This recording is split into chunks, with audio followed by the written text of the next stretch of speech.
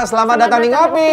Ngobrol pria iman, silakan. Mbak, saya mau pesen yang enak apa di sini? Yang spesial apa? Cappuccino ice apa cappuccino hot? Yang hot aja. Boleh yang hot ya? Ya. Kalau gitu boleh Kak, nanti tunggu di sana aja. Nanti Ini aku kosong antar. ya? Iya, kosong. Kasih Mbak. Mas, satu Mas. Iya, Mas. Silakan, Mbak. Silakan. Alhamdulillah, tamu Dapat pagi-pagi. Mantep nih. Pesen apa? Cappuccino hot. Wih, barusan gue dapet WhatsApp. WhatsApp apa tuh? Tawaran casting untuk jadi artis, Nat. Wih, kalau jadi artis kan banyak duit nih. Iya, Mas Kinas mau cobain? Ya pengen lah, tapi Kayaknya wah kita harus nanya sama Pak Iya, Ustadz kayaknya. ya. Mana Mas- Pak Ustadz belum datang nih? aku nganterin ke Mbaknya tuh, Boleh? tapi artis. Mas Emang kenal iya? nggak? Anissa Trihapsari. Yang bener. Iya, mau aku apa Mas nih? Oh iya bener, lagi buka masker tuh kelihatan. Tadi pas pakai masker nggak kelihatan. Ini sih idola gue. Hati-hati. Makasih ya. Iya. Silakan kopinya, Mbak Makasih. Nisa. Oke. Makasih ya, Oke, Mas. sama-sama. Silakan dicicipin, Mbak Nisa. Nih, langsung Ini saya kopinya cicipin spesial ya. buat Mbak Nisa. Bismillahirrahmanirrahim. Set. Aman, Mbak Nisa? Mantap. Mantap. Ini Enak Mbak Nisa. semuanya pas. Pas ya. Kalau ada yang kurang, kita membuka saran dan kritik. Enak. Aman Oh gitu? ya? Iya dong. Enggak, ini semuanya pas kok. Rasanya Pas ya? nikmat semuanya.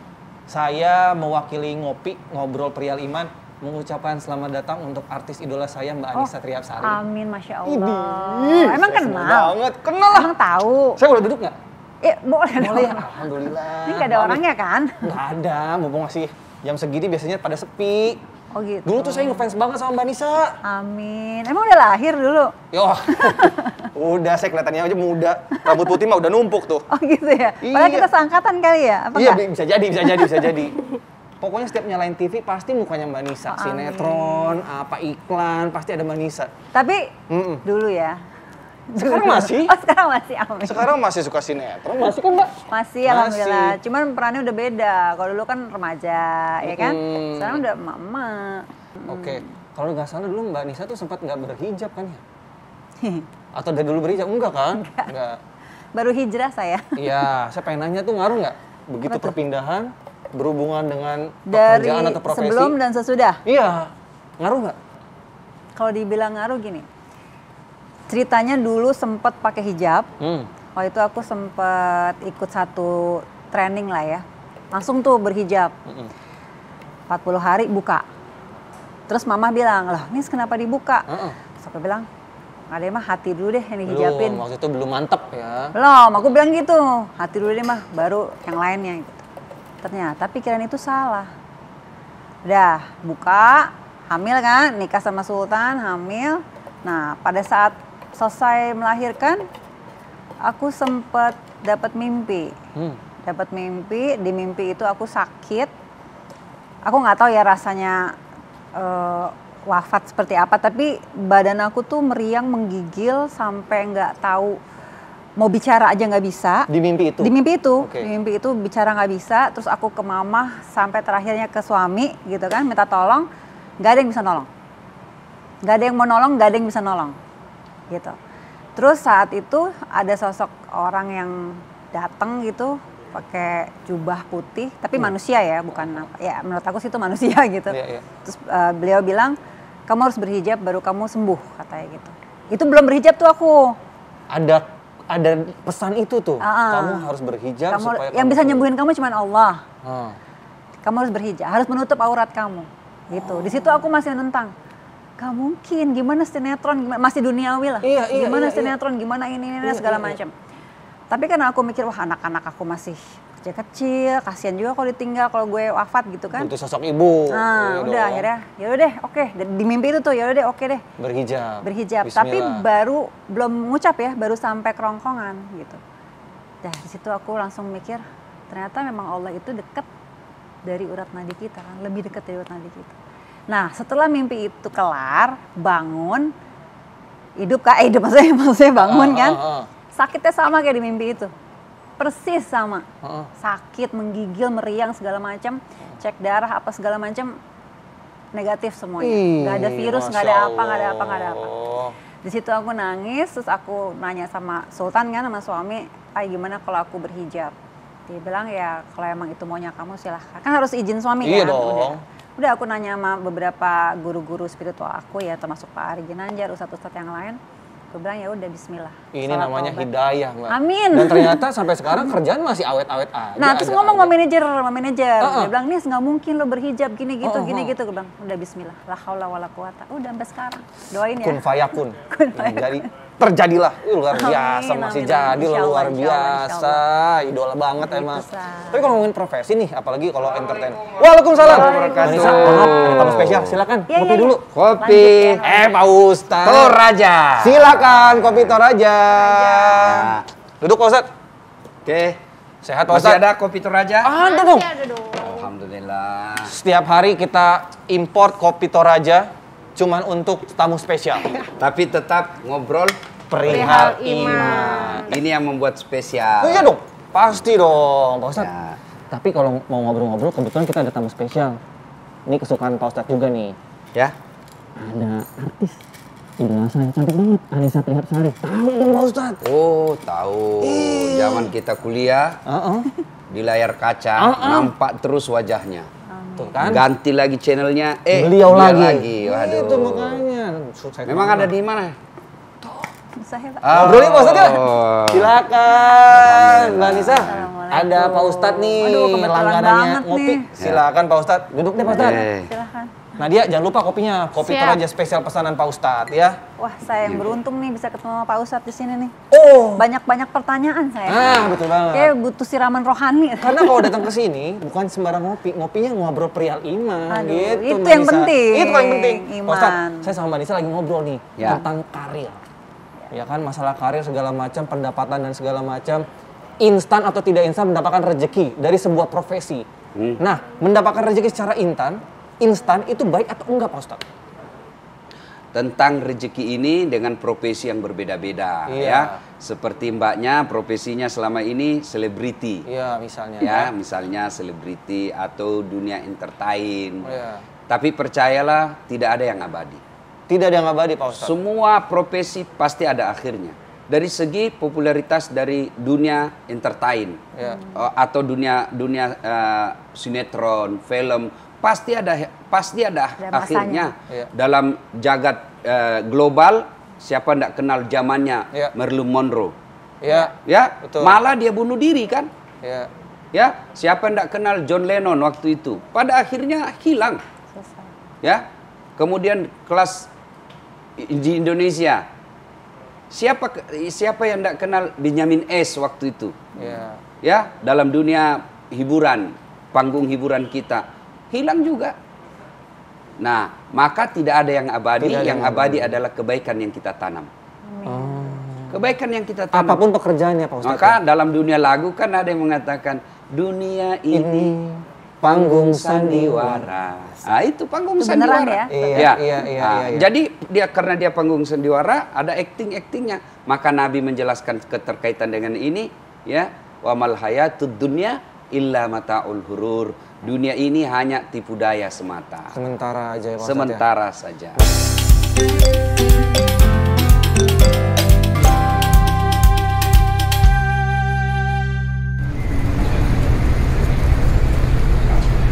Kita ngopi lagi, ngobrol perihal iman lagi ya Mbak Nisa ya. Mbak Siap. Nisa, kalau tadi yang dari diobrolin sama, disampaikan sama Pak Ustadz, ada rasa Ini takut sih Pak nggak? Ustadz.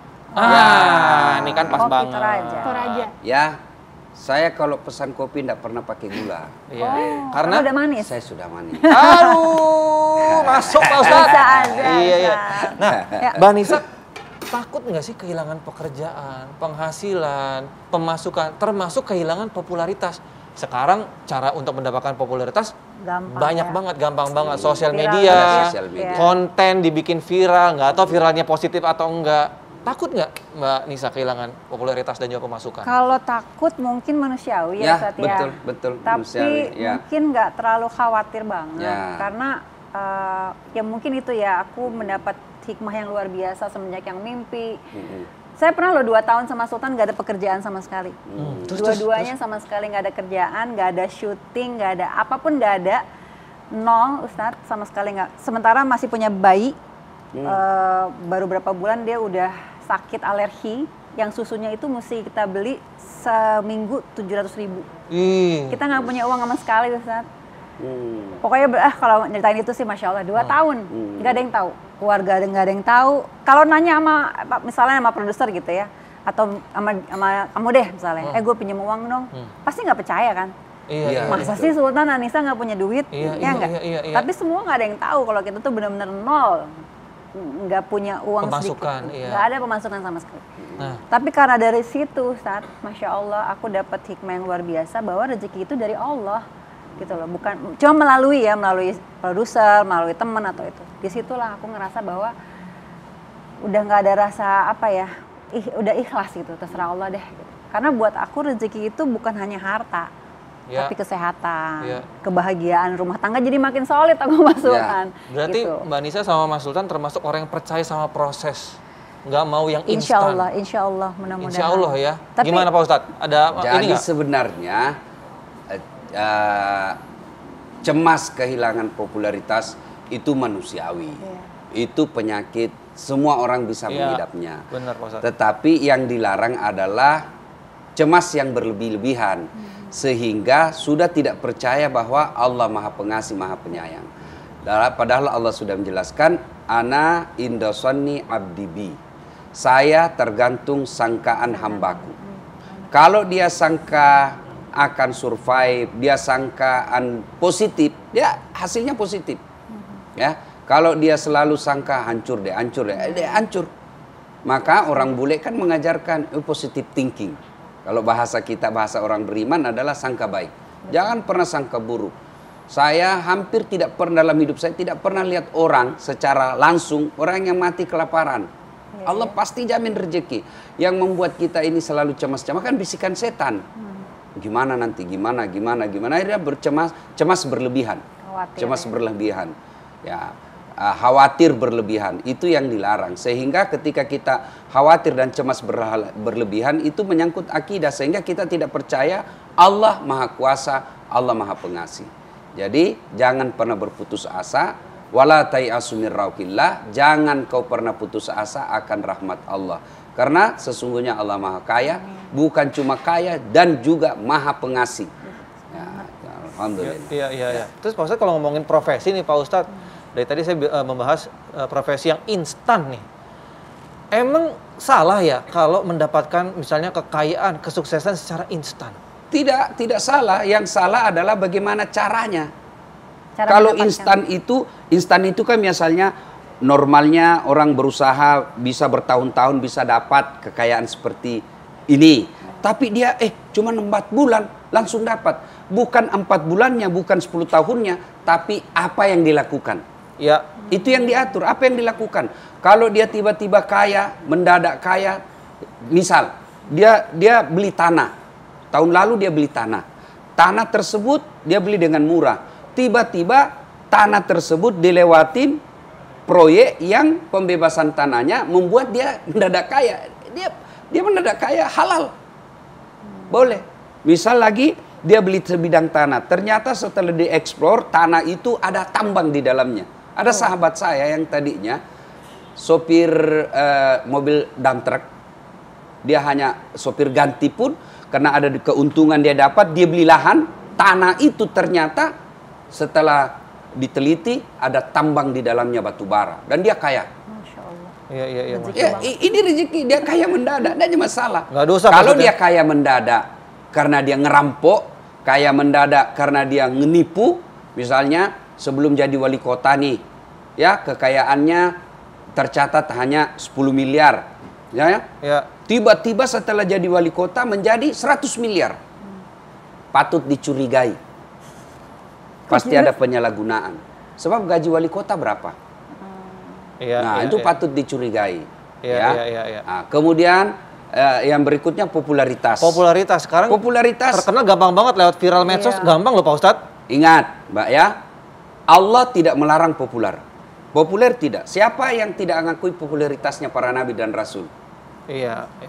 Nabi Muhammad tidak punya akun. Iya benar. Enggak, tapi pengikutnya jutaan. Followersnya Iya. miliaran. Nabi Masya Muhammad Allah. tidak punya admin. Iya benar. Tapi followernya puluhan juta. Masya Allah. Sampai miliaran. Iya, Masya Allah. Apa dilarang? Tidak. Yang dilarang adalah mengejar popularitas. Populer itu Boleh. takdirnya dia. Saya tiba-tiba populer dikenal orang. Ya, itu takdir saya. Tapi yang dilarang agama adalah mengejar popularitas. Kenapa? Karena Mengejar tuh gimana tuh? mengejar itu kan bisa jadi dia bukan mengejar ridha Allah.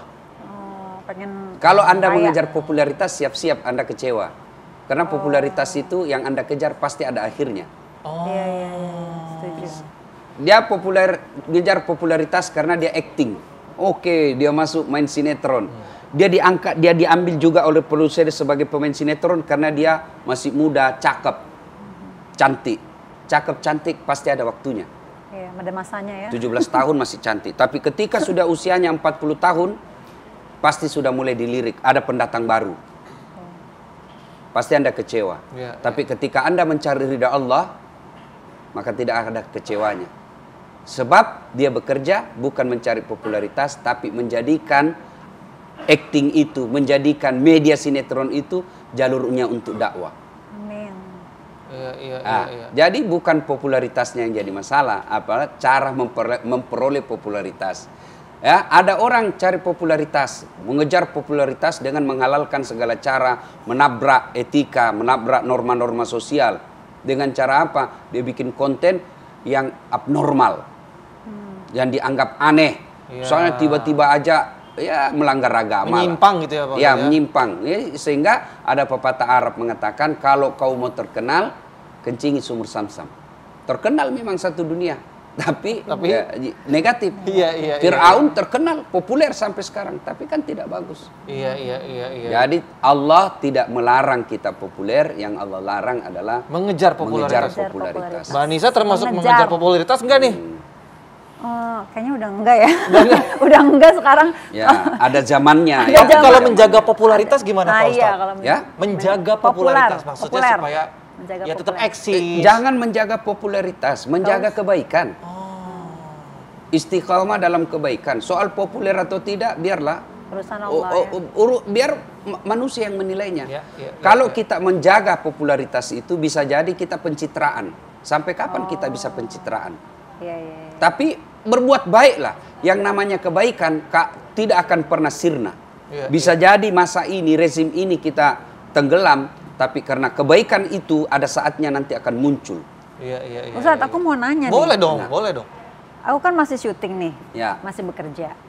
Terus kalau ada acting, ini mungkin keluar dari ini ya. Kalau ada acting harus nyentuh tuh gimana Nyentuh tuh? apa Mbak? Ya, Nyentuh. maksudnya Lawan kita kan, jenis. iya kan suami istri Iya, kan kan harus namanya acting ya, Mbak, ya? Iya, tuh gimana tuh?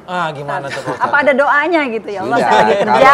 kalau ya nyentuh ya sudah jelas perbuatan yang tidak dibenarkan agama. Jadi gimana? Apalagi kalau kan biasa ini selebriti ketika bikin sinetron, ketika kok begitu sih? Saya juga risih nontonnya. Waktu buat kok tidak risih. Nanti setelah tayang baru dia merasa risih. Iya, ya kan? iya. Maka ada yang mengatakan ini kan tuntutan produser, ini Iya. tuntutan skenario. Itulah bedanya orang yang beriman membaca skrip dengan orang yang tidak beriman. Maksudnya gimana Pak Ustadz? Kalau orang beriman dia tahu, oh ini melanggar agama. Saya tidak bisa. Saya tidak mungkin korbankan masa depan saya yang pasti, yang abadi, yaitu akhirat, untuk popularitas saya di sinetron ini.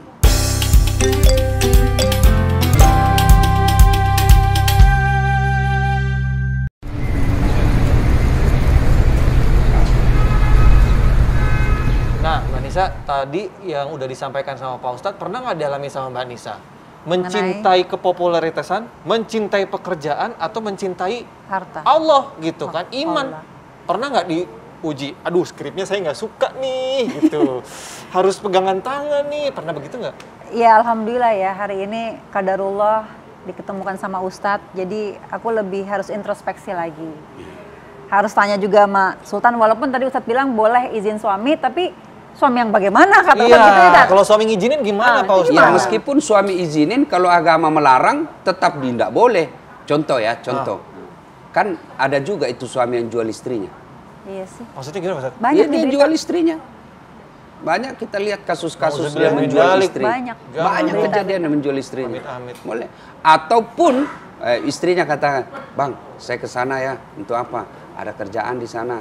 Padahal pekerjaannya misalnya melanggar agama, jual minuman keras. Aduh. Jadi perempuan apa sih namanya itu yang di bar-bar yang menawarkan minuman keras itu. Iya. Meskipun suaminya mengizinkan, tidak berarti otomatis halal kelakuan. Sebab apa? Dasar dari perbuatannya itu adalah melanggar syariah. Suaminya juga dosa nggak Pak Ustaz? Ya dosa. Oh. Karena mengizinkan, dia dua pelanggarannya, sesat dan menyesatkan. Nauzubillah min dzalik. Dia tanggung jawabnya karena dia sesat memberikan izin dan menyesatkan istrinya. Sebenarnya soal dunia itu kalau sudah berumah tangga, tanggung jawab utama mencari dunia itu suami. Ya. Maka bagi saya ya, bukanlah suami terhormat yang membuat istrinya bekerja sampai larut malam, mencari nafkah sampai larut malam. Bukanlah lelaki terhormat. Lelaki terhormat dia simpan istrinya ibarat ratu dalam istana, dilindungi, dimuliakan, seluruh keperluan untuk kebutuhan rumah tangga, nih raja yang punya urusan. Ya namanya ratu, dia diperlakukan seistimewa mungkin. Pak Ya. Ustaz, saya mau pulang aja. Soalnya istri Istrinya saya suka kerja. kerja sampai malam. Nah, itu ketika Masya Allah, ya. ketika bekerjanya melanggar syariat-syariat, maka suami ikut tanggung jawab. Itulah sebabnya Al-Quran mengajarkan, ya ayyuhalladzina amanu ku anfusakum wa ahlikum nara. Wahai orang-orang yang beriman. Dan memang hanya orang beriman yang mampu melindungi keluarganya dari azab neraka. Makanya Allah tidak mengatakan dalam ya ayyuhan nas, wahai manusia. Hanya dipanggil wahai orang-orang yang beriman, lindungi diri dan keluargamu dari api neraka. Saya sholat, saya berbuat baik, tapi saya biarkan keluarga saya sebagai suami, sebagai kepala rumah tangga, saya biarkan istri saya keluar cari nafkah, lalu di luar dia cari nafkah, kelihatan auratnya, di luar cari nafkah, dia kemudian dilecehkan. Maka saya akan menanggung semua dosa yang dilakukan oleh istri saya sebagai kepala rumah tangga. Nauzubillah min Masya dzalik. Itulah sebabnya seorang istri tidak boleh keluar rumah tanpa izin suami.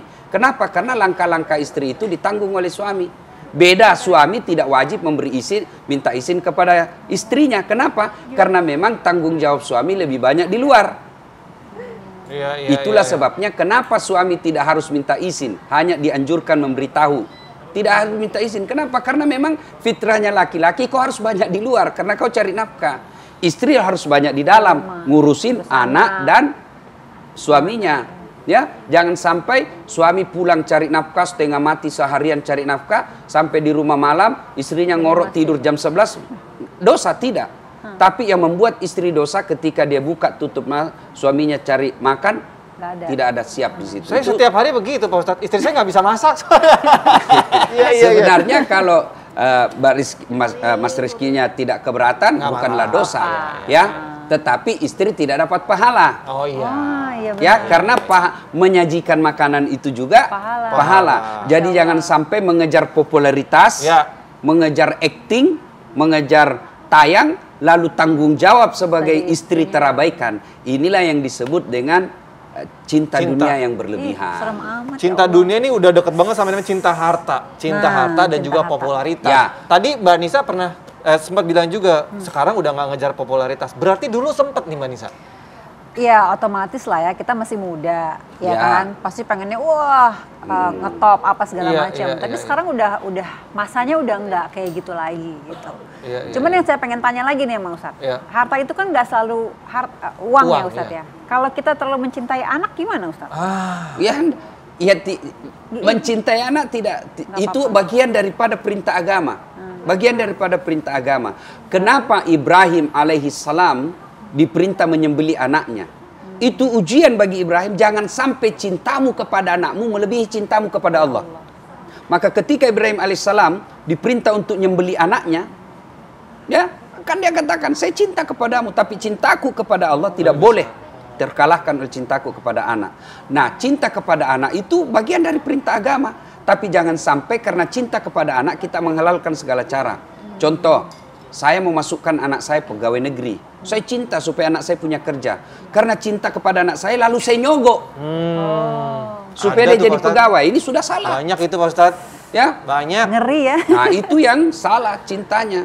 Nah, kalau cinta kepada anak itu dengan cara apa? Didik dia dengan sebaik-baiknya. Ajari akhlak. Jadikan anak seperti yang diamanahkan Quran. Orang tua yang hebat itu meninggalkan anaknya seperti buah yang pohon yang akarnya menjulang ke bawah. Kemudian pohonnya ya kuat. Kemudian dia punya ranting dan dahan, punya buah yang baik. Artinya apa? Dia punya akar yang kuat, punya pondasi akidah yang kuat. Ya, kemudian punya pohon yang kuat, dia punya daya tahan ekonomi yang baik, dia punya fisik yang bagus, pengetahuan yang bagus. Tapi tidak cukup sampai di situ, dia punya ranting dan dahan yang banyak buahnya. Artinya dia punya kecerdasan, tapi dia punya menjadi rahmatan lil alamin. Karena banyak anak cerdas, kaya, tapi dia egois, antisosial. Nah, itu bukan anak yang baik. Maka cinta kepada anak itu bukan dengan memanjakan materi, bukan dengan memberikan pekerjaan yang baik, tapi menunjukkan kepada dia, ini loh yang hak, ini yang batil, ini yang boleh kulakukan, yang tidak boleh kulakukan. Tapi bagus banget lagi ngebahas cinta harta sama juga popularitas. Mbak Nisa tiba-tiba nanya tentang anak. Karena anak, tadi kata Pak Ustadz adalah harta dunia juga, bukan cuma uang. Jadi harta perangkap setan itu dunia. Ya, jadi senjata setan menyesatkan kita itu dunia. Dunia itu perangkapnya harta tahta wanita, kata orang dulu. Iya benar. Harta tahta wanita. Ada orang digoda perempuan tahan, dia tidak tergoda. Tapi begitu dikasih harta, tergoda, hilang imannya. Ada orang digoda dengan harta, tidak tergoda, tapi hancur dia di perempuan. Ada orang tahan perempuan, tahan harta, tapi begitu dikasih cobaan kekuasaan, hilang dia punya iman. Maka kita berlindung kepada Allah dari godaan dunia. Masya Allah. Kalau Pak Ustadz cuma nggak kuat, godaannya satu. Nggak kuat dikasih kopi Toraja. Tapi kalau pertanyaan saya gini Mbak Nisa. Apa tuh? Popularitas pernah dirasakan Pernah. sama Mbak Nisa gitu. Pundi-pundi otomatis masuk ya Pak Ustadz ya? Pernah. Pertanyaannya, saat itu Mbak Nisa benar-benar merasa bahagia nggak sih dengan popularitas? Pundi-pundi juga mengalir terus. Bahagia nggak? Sama kayak Ustadz tadi ngomong, ada masanya Ustadz ya. Kita bahagia gitu, tapi ternyata nggak abadi, ngerti nggak sih? Ngerasain nggak? Pasti dirimu juga ngerasain lah. Kayak punya ini, punya itu, punya. Tapi apalagi ya? Bukan gitu. ini deh gitu. Jadi kekeliruan kita menganggap popularitas itu membawa kebahagiaan, kekayaan membawa kebahagiaan. Coba lihat, saya belajar sejarah hidup orang kaya. Kan banyak itu orang-orang kaya yang sengsara dengan kekayaannya. Katanya kaya membuat kita bahagia. Belum tentu. Coba sejarah hidupnya Aristoteles Onassis. Itu mati karena sengsara dengan anaknya dua anaknya yang diharap. Anaknya satu meninggal karena kecelakaan pesawat, hobi pesawat. Satu lagi yang narkoba. Akhirnya dia merasa kekayaan ini membuat rumah tangganya berantakan. Lalu dia meninggal ketika dia tinggalkan seluruh hartanya. Dia pergi menyepi, meninggal tidak ada yang dapat. Padahal dia kaya. Popularitas. Ya, ada orang meninggal gara-gara popularitasnya. John Lennon. Itu kan karena popularitas akhirnya penggemarnya sendiri yang membunuhnya. Banyak sekali. Maka jangan mencari popularitas, tapi cari ridha Allah.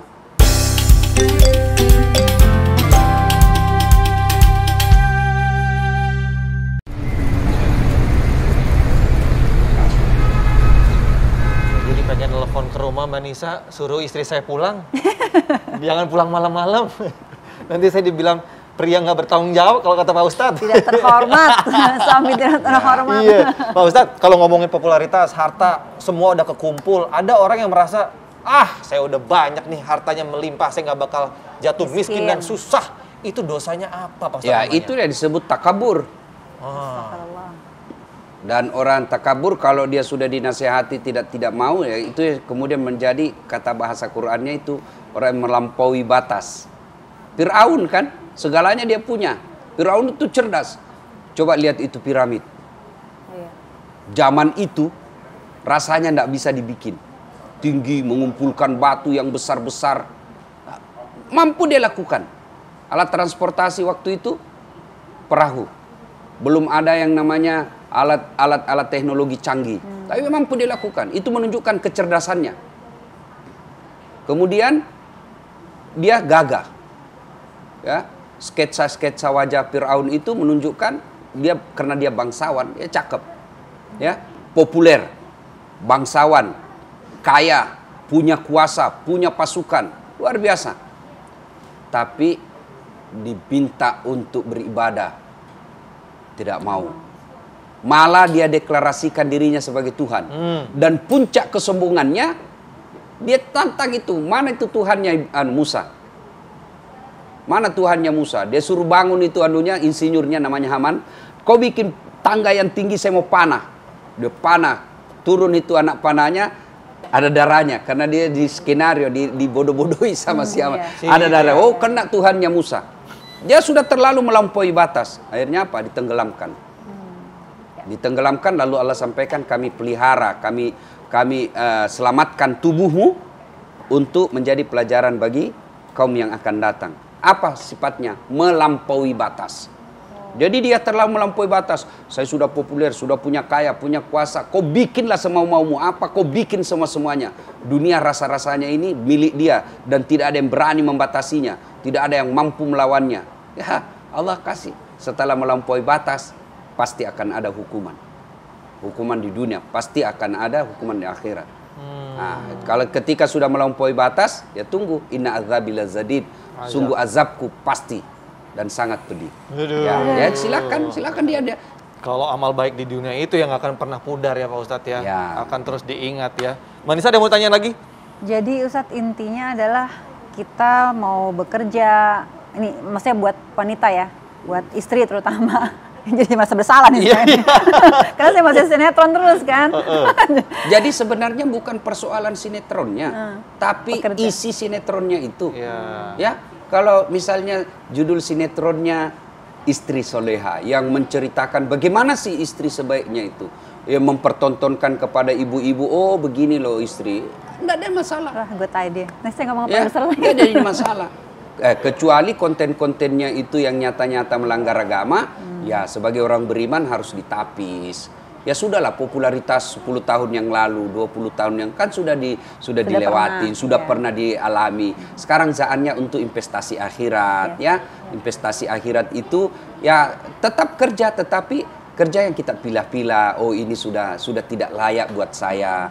Ini waktu gadis, oke lah. Sekarang saya sudah punya anak, punya suami. Ya, saya harus menjadi ibu. Gimana perasaan anak saya kalau lihat ibunya dengan laki-laki lain? Itu yang harus menjadi pertimbangan. Jadi bukan soal masih bekerja atau tidaknya. Soalnya sebenarnya adalah apa kerjaannya itu. Apa konten sinetron itu. Ya, kalau sinetron itu dia menjadi ibu yang menasehati anaknya, konten-kontennya adalah konten-konten dakwah, bukanlah sesuatu masalah. Itulah yang disebut berdakwah melalui sinetron. Ya. Aduh, ada sinetron baru mau masuk nih. Dicek dulu nih skenario-nya. Istri Solehah judulnya. Amin. Aduh, amin. Mudah-mudahan pokoknya Manisa, Mas Sultan, keluarga, anak-anak sehat semua ya. Sama-sama panjang ya. umur, amin. bahagia. Sekali lagi, nggak boleh mengejar popularitas. Terkenal boleh, tapi biar orang yang ngasih predikat kita, ini orang terkenal, tapi jangan kita yang ngejar ya. Emang nggak gampang Manisa, emang kerjaan kita ya begitu ya. Tapi mesti balance ya, yang penting ada iman tadi iman itu. kita bisa diuji dan dibalas sama yang lebih baik, berkah sama Allah. Pak Ustadz, ilmu apa yang bisa kita petik hari ini? Ya. Salah satu doa yang paling populer selalu kita panjatkan, fid dunya hasanah wa fil akhirati hasanah. Keselamatan di dunia dan keselamatan di akhirat. Sangat cantik urutannya. Dunia dulu lalu ke akhirat. Karena tidak mungkin kita bisa mencapai akhirat tanpa hidup di dunia dulu. Maka Allah tidaklah melarang kita mengejar dunia. Yang Allah larang adalah menghalalkan segala cara untuk mencapai dunia. Salah satu faktor dunia ini adalah popularitas. Apa Allah melarang kita populer? Tidak. Yang baik adalah gunakan popularitasmu untuk mendekatkan diri kepada Allah Subhanahu wa taala. Saudaraku yang Allah takdirkan muka cakep, wajah yang cantik, kemudian tutur kata yang baik, suara yang bagus, lalu dia menjadi populer. Dia menjadi penyanyi yang suaranya baik, akhirnya banyak pengikutnya. Akun-akun medsosnya sampai puluhan juta. Keliru Anda ketika Anda tidak menggunakan popularitas itu untuk mendekatkan diri kepada Allah Subhanahu wa taala. Bayangkan akun IG misal, dia punya follower 5 juta. Dia membuat konten yang selalu mengajak kepada beriman kepada Allah. Maka ketika Anda sudah di alam kubur, ketika Anda sudah tidak populer pada zamannya nanti, usia senja, tidak populer, tapi apa yang Anda ajarkan di akun-akun Instagram Anda, medsos Anda, ketika populer, tetap diamalkan dan dilakukan oleh orang, maka itu yang disebut amal jariah. Ingat, ada orang populer, tapi populernya dalam kemaksiatan. Maka selama dia maksiat itu dicontoh orang, maka dia pun akan mendapat kiriman-kiriman dosa, meskipun pada saatnya dia sudah tidak populer. Pada saat dia menjadi populer, dia mengajarkan pakaian-pakaian yang melanggar agama, lalu banyak remaja mengikuti pakaian itu, maka selamat model-model pakaian itu yang dia populerkan dipakai orang, maka yang mempopulerkannya akan mendapatkan dosa-dosa yang mengalir terus. Saudaraku, Allah tidaklah melarang kita untuk mencintai dunia. Yang Allah larang hubbud dunia, terlalu cinta kepada dunia. Mana indikator cinta dunia? Adalah menghalalkan segala cara agar mendapatkan dunia. Allah tidak melarang kita populer. Yang Allah larang adalah mengejar popularitas, lalu menghalalkan segala cara. Semoga tayangan ini hadir untuk mengajak kita cinta dunia yang berimbang. Cintai dunia seolah-olah kita akan hidup selama-lamanya, tapi jangan lupa kejar akhiratmu seolah-olah kau akan mati besok. Insya Allah berimbang dunia dan akhirat. Selamat dunia, selamat akhirat. Inilah tujuannya kita ngopi di tempat ini. Ngobrol perihal iman. Saya Dasat Latif, semoga ada manfaat. Assalamualaikum warahmatullahi wabarakatuh. Waalaikumsalam warahmatullahi wabarakatuh.